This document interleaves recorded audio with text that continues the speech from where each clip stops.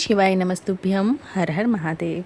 21 जुलाई से सीहोर कुबेरेश्वर धाम में शुरू हुई सावन की दूसरी शिव महाप्राण कथा आज 25 जुलाई को पूर्ण हो गई है। आज की कथा में गुरुजी ने कुछ उपायों की जानकारी दी है और सावन का लाभ कैसे प्राप्त किया जाए, क्या करना चाहिए वो भी बताया है। संपूर्ण जानकारी आपको इसी वीडियो के माध्यम से प्राप्त होगी। इसके साथ ही आपको 26 जुलाई सावन शुक्ल द्वितीया तिथि है।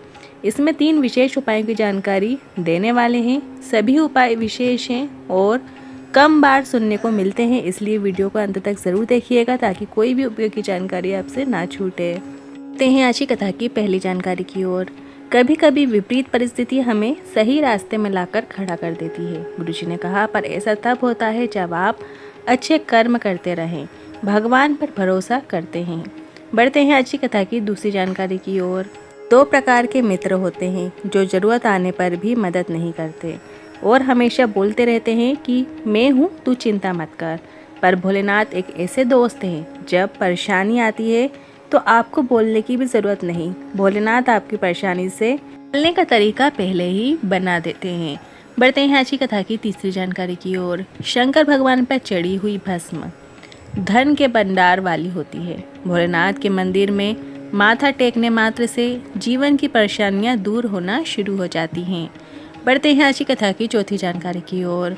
जी ने बताया कौमुदकी, जो कि हनुमान जी की गदा का नाम है, जो स्वयं भगवान विष्णु का ही स्वरूप है। बढ़ते हैं आज की कथा की 5वीं जानकारी की ओर।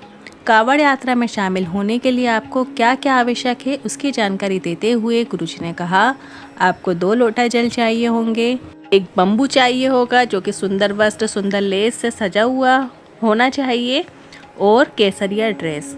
कांवड़ यात्रा में कभी भी पाँव नहीं चलते। कांवड़ यात्रा में आपका विश्वास चलता है, आपका भरोसा चलता है।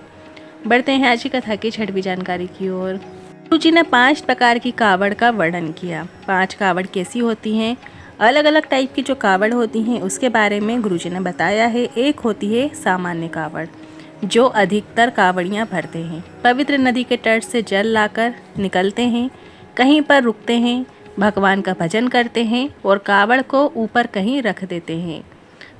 और दूसरी होती है दंडवत कावड़, जो दंडवत करते करते जाती है। 15 से 20 कदम चलने के बाद दंडवत करते हैं, फिर चलते हैं, फिर दंडवत करते हैं, फिर चलते हैं। इस तरीके से ये कावड़ भरी जाती है और पीठ में कावड़ जल भरा हुआ बांधा जाता है। इसके बाद जो तीसरी कावड़ होती है उसे डाक कावड़ कहते हैं, जो कि 24 घंटे में कावड़ जल अर्पित किया जाता है। मतलब यदि आपने सुबह 9 बजे से शुरू किया है तो अगले दिन सुबह 9 बजे से पहले या 9 बजे तक आपको कावड़ का जल 24 घंटे में चढ़ाना होता है, अर्पित करना होता है। जहाँ से जल प्राप्त किया और जहाँ चढ़ाना है वहाँ 24 घंटे के अंदर पहुँचकर अर्पित किया जाता है। इसके बाद अगली चौथी जो कावड़ होती है वो होती है खड़ी कावड़।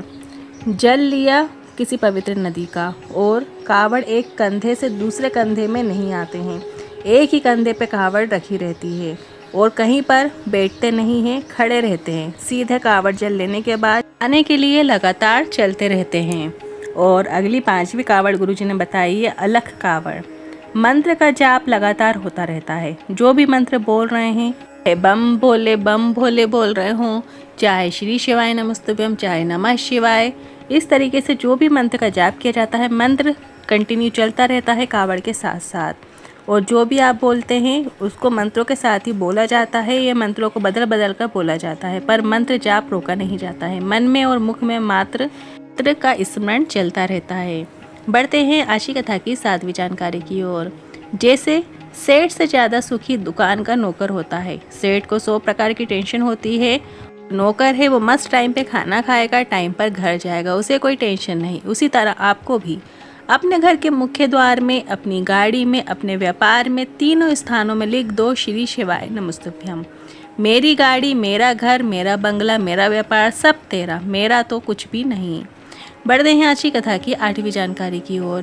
पिछले वर्षों की कथाओं में गुरुजी के बताए विशेष उपाय जिसे आप इस सावन में ज़रूर कीजिएगा। कितनी ही बड़ी बीमारी क्यों ना हो, कितना ही बड़ा रोग क्यों ना हो गया हो, डॉक्टर से इलाज कराइए, पर शिवलिंग पर माता अशोक सुंदर के स्थान पर अपना हाथ रखते हुए श्री शिवाय नमस्तुभ्यम बोलते हुए शिवलिंग के ऊपर चढ़ी हुई एक बेलपत्र को प्राप्त कर लीजिए और उस बेलपत्र को शिवलिंग पर चल जहाँ से नीचे की ओर गिरता है वहाँ पर स्पर्श कराते हुए उस बेलपत्र को प्राप्त कर लीजिए और उसका आचमन कर लीजिए। इसके बाद जांच कराइए, आपको अवश्य आराम मिलेगा। ये विशेष उपाय आपको इसी विशेष सावन में अवश्य करना है। आप चाहो तो कल 26 जुलाई द्वितीया तिथि के पर भी इस उपाय को कर सकते हैं। कुछ नहीं करना है, रोग बीमारी है, बड़ा रोग है तो बस आप शिवलिंग में माता अशोक सुंदरी के स्थान पर अपना सीधा हाथ रख देना है और इसके बाद सीधा हाथ रखने के बाद शिव जी पर जो बेलपत्र चढ़ी हो उसको उठाकर जल जहाँ से नीचे की ओर गिरता है वहाँ पर स्पर्श कराकर उस बेलपत्र का आचमन कर लेना है। यदि शिवलिंग पर कोई बेलपत्र पहले से नहीं चढ़ी है तो सिर्फ पहले आपको एक बेलपत्र चढ़ा देना है और उसके बाद आपको अशोक सुंदरी माता के स्थान पर हाथ रखकर स्पर्श कर फिर वो बेलपत्र उठाकर जल जहाँ से नीचे की ओर गिरता है वहाँ पर आपको स्पर्श करा के उस बेलपत्र का आचमन करना है। आपको लाभ ज़रूर देखने को मिलेगा। बढ़ते हैं अगली 9वीं जानकारी की ओर। पिछले वर्षों की कथाओं में गुरुजी का पता है एक और विशेष उपाय जो कि आप इस आने वाली 26 जुलाई की द्वितीय तिथि में कर सकते हैं। मान लो डॉक्टर कहते हैं बच्चे की धड़कन नहीं आ रही, शरीर पूरा नहीं है, स्वस्थ नहीं है, तो शिशु के लिए आप ये उपाय कर सकते हैं। आपको 7 बेलपत्र लेना है और 7 कोई भी पुष्प लेना है। आपको शंभेश्वर महादेव का नाम लेते हुए एक बेलपत्र अर्पित करना है। इसके बाद एक पुष्प आपको अर्पित कर देना है शिवलिंग के ऊपर। ऐसा करके आपको 7 बेलपत्र और 7 पुष्प अर्पित करना है। इसके बाद आपको एक बेलपत्र और एक पुष्प घर लेकर आ जाना है और इसके बाद 15 दिन बाद फिर से जांच कराइए। बाबा उसे पूर्ण और स्वस्थ अवश्य करेंगे। शंभेश्वर महादेव का स्मरण करने से 33 कोटि देवी देवताओं का भाव उसमें समाहित हो जाता है। सबसे पहले ध्यान रखिएगा बेलपत्र अर्पित करना है, फिर एक पुष्प, फिर बेलपत्र, एक पुष्प, ऐसे करके 7 बेलपत्र और 7 पुष्प आपको अर्पित कर देना है। अब बढ़ते हैं अगली 10वीं जानकारी की ओर।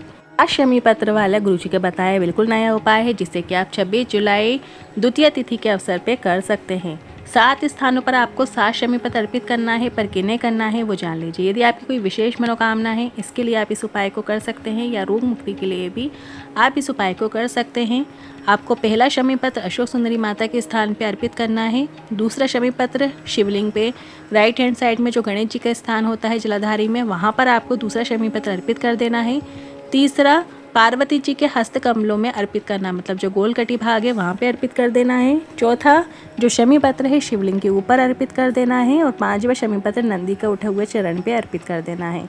शमी पत्र तो आपने अर्पित कर दिया, बच्चे जो 2 शमी पत्र हैं वो 2 शमी पत्र को अपनी कामना करते हुए शिवलिंग के ऊपर अर्पित कर देना है। यदि रोग मुक्ति की कोई कामना है तो रोग मुक्ति का स्मरण करते हुए, रोग का भान करते हुए आपको दोनों शमी पत्र अर्पित कर देना है शिवलिंग के ऊपर। या आपकी कोई मनोकामना है तो मनोकामना को मन में रखते हुए वो 2 शमी पत्र आपको शिवलिंग के ऊपर अर्पित कर देना है और इसके बाद एक बेलपत्र शिवलिंग के ऊपर अर्पित कर देना है। ध्यान रखिए 7 शमी पत्र और एक बेलपत्र वाला ये विशेष उपाय है जिससे आप 26 जुलाई के अवसर पे कर सकते हैं।